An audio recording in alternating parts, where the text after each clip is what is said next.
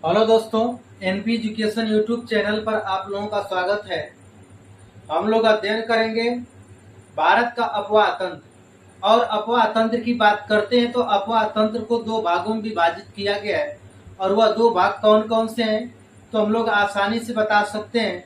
वह दो भाग जो था हिमालयन नदी तंत्र था और जो दूसरा था प्रायद्वीपीय नदी तंत्र। तो हिमालयन नदी तंत्र या अफवाह तंत्र के बारे में बात करते हैं तो हिमालयन अफवाह तंत्र के अंतर्गत जो कौन कौन सी नदी तंत्र आते हैं तो हम लोग बता सकते हैं आसानी से। जो पहला नदी तंत्र है सिंधु नदी तंत्र है, और जो दूसरा नदी तंत्र है मित्रों गंगा नदी तंत्र है, और जो तीसरा है ब्रह्मपुत्र नदी तंत्र है। तो सिंधु नदी तंत्र के बारे में हम लोगों ने अध्ययन किया था। और सिंधु नदी तंत्र में हम लोग पढ़ते हैं कि सिंधु नदी और उसकी जो 5 सहायक नदियां हैं उनके बारे में हम लोग डिटेल जानकारी प्राप्त करेंगे। चूंकि जो सिंधु नदी तंत्र था, सिंधु नदी तंत्र के अंतर्गत हम लोगों ने सिंधु नदी के बारे में अध्ययन किया था कि सिंधु नदी जो है, सिंधु नदी का उद्गम स्थान क्या है या स्रोत क्या है। तो हम लोगों ने पढ़ा था कि तिब्बत के पठार से चेमायुंगडुंग नामक ग्लेशियर से सिंधु नदी निकलती है और भारत में दमचौक नामक स्थान पर प्रवेश करती है तथा पाकिस्तान यानी चिलास से निकल करके पाकिस्तान में होते हुए जाकर के सिंधु नदी जो है अरब सागर में गिरती है। ये सब हम लोगों ने अध्ययन किया था। और सिंधु नदी की जो बाएं तरफ की नदियां हैं और जो दाएं तरफ की नदियां हैं उनके बारे में अध्ययन किया था। ठीक है ना, जैसे सियोक था, सियोक नदी, गुरनम नदी, गिलगित नदी, नुब्रा नदी, हुंजा नदी, जो सहायक नदियां थी सिंधु नदी की, इनके बारे में हम लोगों ने अध्ययन किया था मित्रों। अब जो है सिंधु नदी के बारे में हम लोगों ने जानकारी प्राप्त कर लिया है, लेकिन जो सिंधु की सहायक नदी है और सहायक नदी में सतलज नदी के बारे में हम लोग जानकारी प्राप्त करेंगे कि सतलज नदी का जो उद्गम स्थान क्या है। तो सतलज नदी का जो उद्गम स्थान है मित्रों तिब्बत का पठार। क्या है तो तिब्बत का पठार उद्गम स्थान है और मानसरोवर झील के समीप। ठीक है ना, तिब्बत के पठार के मानसरोवर झील के समीप से सिंधु यानी सतलज नदी क्या होती है, निकलती है। ठीक है ना, सतलज नदी निकलती है। ये जो है सिंधु नदी है, ये क्या है तो सिंधु नदी। ठीक है, इसका जो उद्गम स्थान है तिब्बत का पठार है, चेमायुंगडुंग नामक ग्लेशियर है मित्रों। और जो सतलज नदी है ये सतलज नदी है। ये कौन सी नदी है मित्रों तो सतलज नदी है। और सतलज नदी का उद्गम स्थान के बारे में अगर बताएं तो हम लोग बता सकते हैं कि मानसरोवर झील के समीप से तिब्बत के पठार के मानसरोवर झील के समीप से सतलज नदी निकलती है और यह मित्रों पाकिस्तान में जाकर के सिंधु नदी से मिल जाती है। पाकिस्तान में जाकर के क्या होती है तो सिंधु नदी से मित्रों मिल जाती है। अब प्रश्न यह उठता है कि सिंधु नदी जो सतलज नदी है मित्रों यह भारत में प्रवेश करती है तो किस दर्रे से करती है। तो उस दर्रे का नाम है शिव किला दर्रा। शिव किले दर्रा यानी शिव किला दर्रा से होकर के सिंधु नदी हिमाचल प्रदेश में, भारत का एक प्रदेश है जिसका नाम हिमाचल प्रदेश है, हिमाचल प्रदेश से होते हुए पाकिस्तान में चली जाती है और अरब सागर में गिरती है। यानी हम लोगों ने मित्रों यह जानने का प्रयास किया कि जो सतलज नदी है, सतलज नदी का जो उद्गम स्थान है तिब्बत का पठार है मानसरोवर झील के समीप। ठीक है ना। अब जो निकास के बारे में हम लोगों ने अध्ययन किया है तो निकास क्या है सतलज नदी का। तो सतलज नदी का निकास क्या है तो अरब सागर है, अरब सागर है मित्रों। चूंकि हम लोग जानते हैं कि जो सतलज नदी है, सतलज नदी सिंधु की सहायक नदी, सिंधु की क्या है तो सहायक नदी है। चूंकि सिंधु की 5 सहायक नदियां थी और 5 सहायक नदियों के बारे में हम लोग बारी बारी से अध्ययन करेंगे। तो सिंधु का अध्ययन कर चुके हैं और ये जो सतलज का है, सतलज के बारे में हम लोग जानकारी प्राप्त कर रहे हैं। ठीक है ना। तो आइए, जो सतलज नदी है यह पाकिस्तान में जाकर के सिंधु से क्या होती है, मिल जाती है मित्रों। अब देखिए, हमने बताया कि सतलज नदी जो है भारत में शिव किले दर्रे से यानी शिव किला दर्रा एक है और उसी से प्रवेश करती है और हिमाचल प्रदेश से होते हुए वह पाकिस्तान में चली जाती है और अरब सागर में जाकर के क्या होती है तो गिरती है मित्रों। अब बात करते हैं कि अपवाह तंत्र क्या है।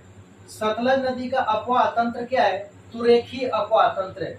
ठीक है ना। सतलज नदी का अपवाह तंत्र के बारे में अगर मित्रों हम लोग बात करें तो हम लोग बता सकते हैं कि रेखीय अपवाह तंत्र है। अब प्रश्न यह उठता है कि रेखीय अपवाह तंत्र होता क्या है।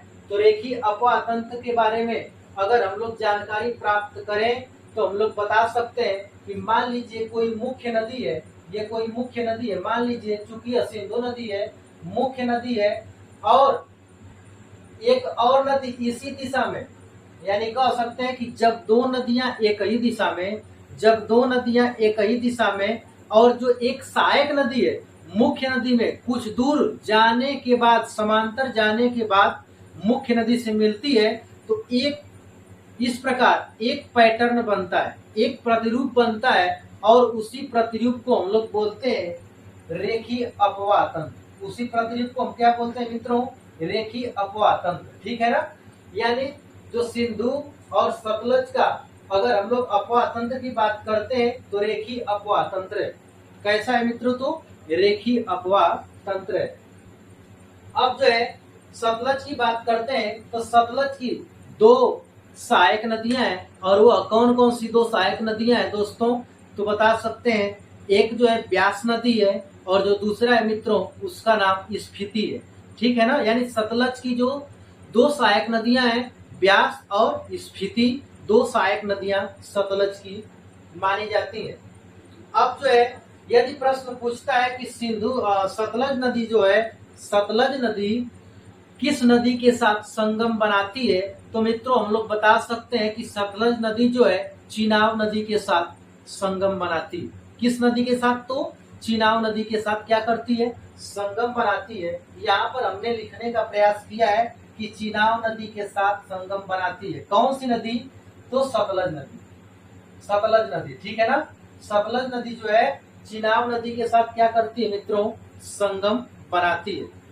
अब प्रश्न ये उठता है कि जो सतलज नदी है, सतलज नदी पर कोई बांध बनाया गया है, तो एक बांध बनाया गया है मित्रों, और वह या उस बांध का नाम क्या है, तो हम लोग बता सकते हैं कि उस बांध का नाम भाखड़ा नांगल बांध है। क्या है मित्रों, तो भाखड़ा नांगल बांध है। और भाखड़ा नांगल बांध जो है क्या कार्य करता है, यानी इस बांध पर विद्युत का उत्पादन किया जाता है। ठीक है ना। विद्युत का उत्पादन किया जाता है भाखड़ा नांगल बांध पर, जो सतलज नदी पर एक बांध बनाया गया है, उस पर एक कार्य किया जाता है विद्युत का उत्पादन। क्या किया जाता है मित्रों, तो विद्युत का उत्पादन किया जाता है।